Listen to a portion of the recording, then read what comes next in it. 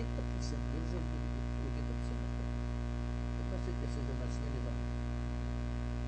Então, quer dizer, esse descuido com a própria formação tem colocado ele numa casa os profissionais com muita deficiência, né? Alguns que é muito bons, que também tem. De vez em quando você garimpa ali que é extraordinário. Você vai ver o sujeito é filho de uma família que lê, que está tendo biblioteca em casa, a mãe é professora, então são alguns diferenciados aí que realmente, quando a gente acha um desse aí, puxa vida, gente, o cara é história, vamos aproveitar isso aqui. É coisa rara. Agora, Danilo, vou entrar um pouco nessa questão do movimento estudantil, começando pela sua participação no centro acadêmico. Veja bem, quando eu entrei na faculdade em 63, o curso de jornalismo era parte integrante da faculdade de filosofia. Não havia um diretório de jornalismo, havia um diretório de filosofia. Eu estava meio, eu sou meio inquieto, né? Quando eu cheguei, vi que havia uma continuidade nesse diretório. Embora eu tivesse chegado na faculdade naquele ano, eu vi a chapa anterior com a mesma pessoa, do outro ano com a mesma pessoa, quer dizer, havia um pouco de profissionalismo estudantil nos diretórios. Aí eu já me surgi contra isso. No primeiro ano, eu entrei, eu fui nomeado até representante de classe. Será representante de classe junto ao diretório. No segundo ano, nós criamos o nosso centro. Centro, nós e o pessoal do curso de psicologia, que tinha o mesmo problema, eram também ligados à faculdade de filosofia, porque os dois cursos ainda não tinham sido reconhecidos pelo MEC. Então você não podia ter um diretório. Mas nós criamos os nossos dois centros acadêmicos, a gente em jornalismo e o pessoal de psicologia e psicologia.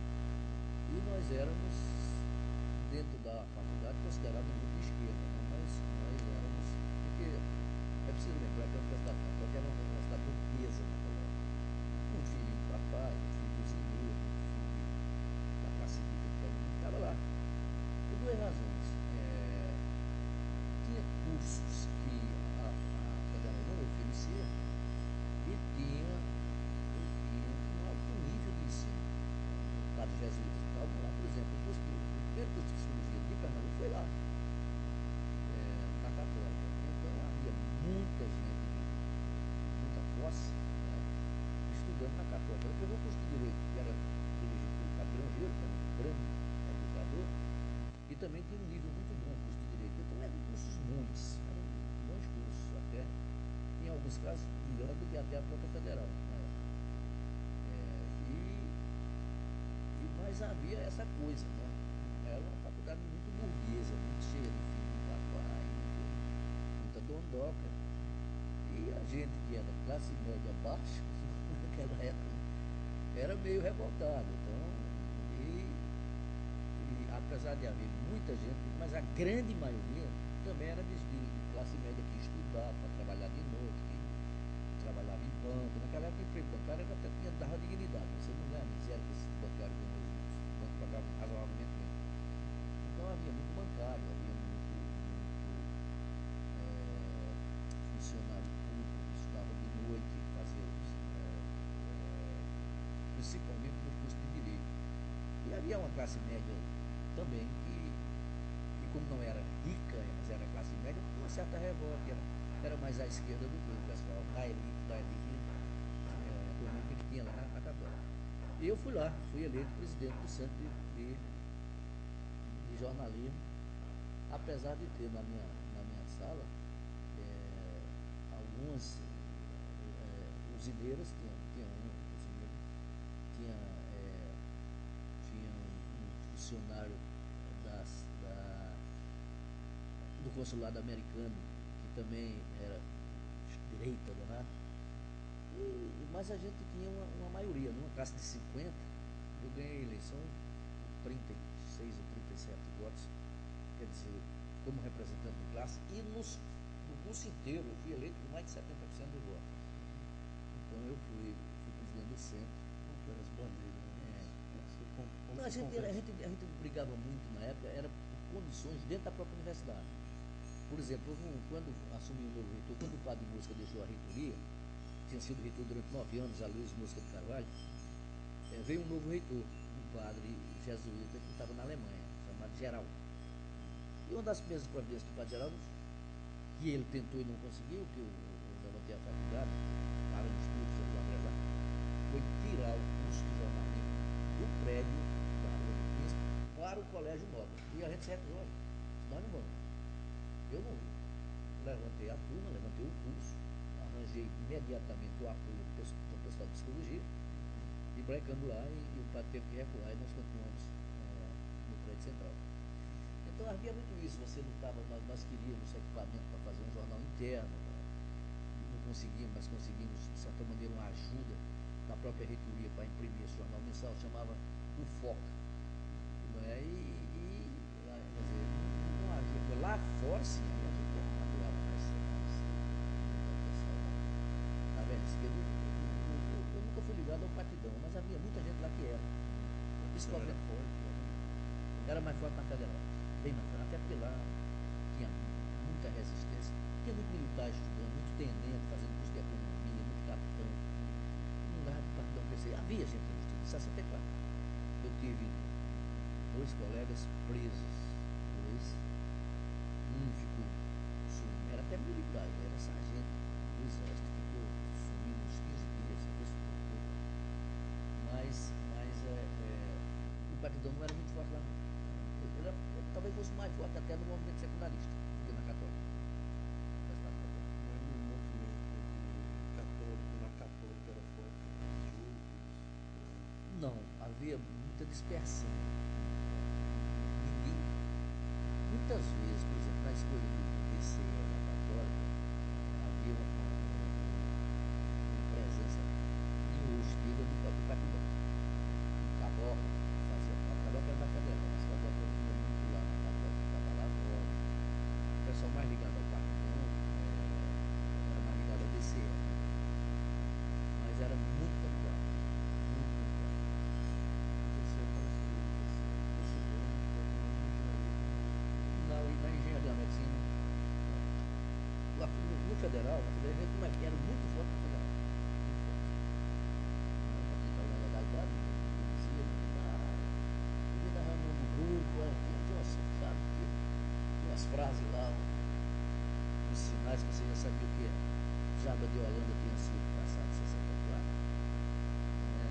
Foi o último vereador que votou pela permanência de Petrópolis. Jabas era militante de carteirinha do Partidão, mas Jabas era da Federal. E ele criou uma célula forte na Federal, curso de Direito da Federal. Roberto Freire, que era amigo dele, também era do Partidão. Quer dizer, tinha no movimento estudantil o Partidão não dava as caras, mas tinha uma atuação forte na Federal. E nessa época de estudante você pegou aquela passeada de 64. 64,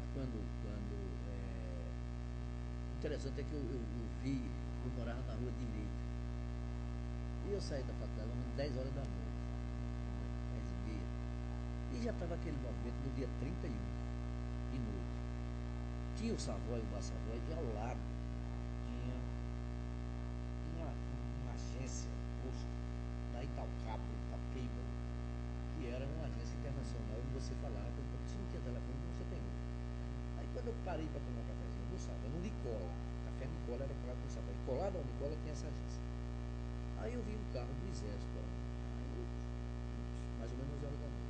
Era o general Justino Alves Bate, que era o comandante do WhatsApp, falando com o Jânio no telefone. E ele, como ele tinha que falar muito alto, ele disse: presidente, aqui está tudo bem, presidente, está tudo sob controle, não se preocupe, presidente, é o general. Aí eu fui dormir. No outro dia que eu acordei, tem um estanque na rua. Aquele rolo danado, aí a gente vai para a universidade. Quando chega lá, não tinha aula, um break no grupo de ar, também, né? A famigerada passeata. A gente sai da faculdade, né? Ninguém sabia de nada o que estava acontecendo e não tinha liderança que orientasse ninguém. Então, essa passeata, ela começou por geração espontânea. Nós fomos na Rua do Hospício, aqui a escola de engenharia, depois a escola de geologia, e a passeata vai engrossando com gente, vai engrossando. Dizem que o Partidão arregimentou, então eu não vi.